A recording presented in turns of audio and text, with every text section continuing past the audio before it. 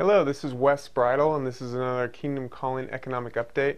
Sorry I've been off a couple weeks. We've been shooting a lot of video for a new project we have coming up. That's kind of exciting. I'm going to share that with you.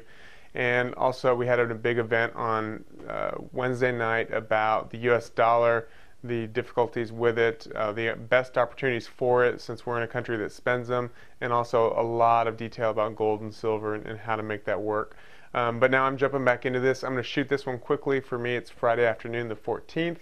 And we are going to talk about Europe. Obviously, that's been a huge situation over the last week, so I want to chime in and talk about that. I'll put out some more videos next week about just everything else that's been going on. But if you've seen any bit of news, there's crazy things going on in Europe. Europe practically exploded or imploded last week financially.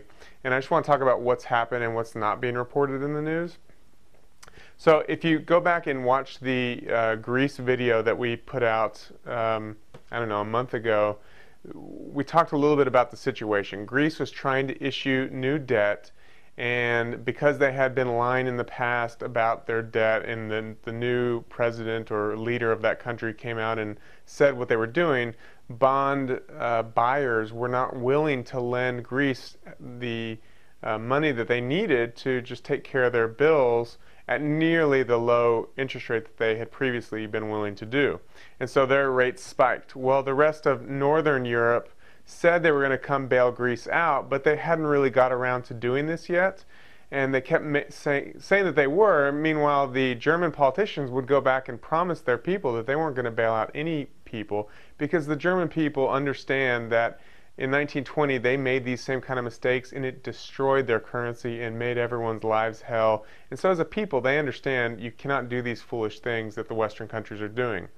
Well, that situation has been kind of lingering for a while, and Greece's interest rates just skyrocketed because it really looked like they were going to get to the point of default. Well, over last weekend, President Obama called Merkel and convinced Europe to do this massive plan to bail out Greece and any other country that has problems. That's the part that made the news. A part that didn't really make the news is how involved we are at bailing them out. If you remember, a couple of years ago, the car companies were having problems, and so the U.S. government decided they were too big to fail, and we bailed them out. We put their problems on top of the U.S. government's shoulders. We had the financial institutions that needed to bail out. We decided they were too big to fail, and we put all of their problems on the U.S. government's shoulders.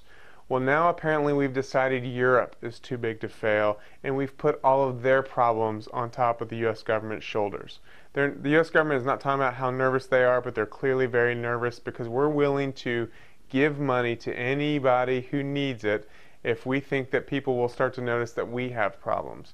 And so, yes, Europe is supposedly bailing themselves out, and they're having to break their own rules to do this, because it was German people and others would not have joined the euro if they knew that they would be doing this. So they had to set in strict rules that they would never just create money out of thin air for these type of situations to bail out other countries. In order to get around the rules, they are setting up subsidiaries, off the books associations, groups that they can use to lend money, and they're making that their way around the situation.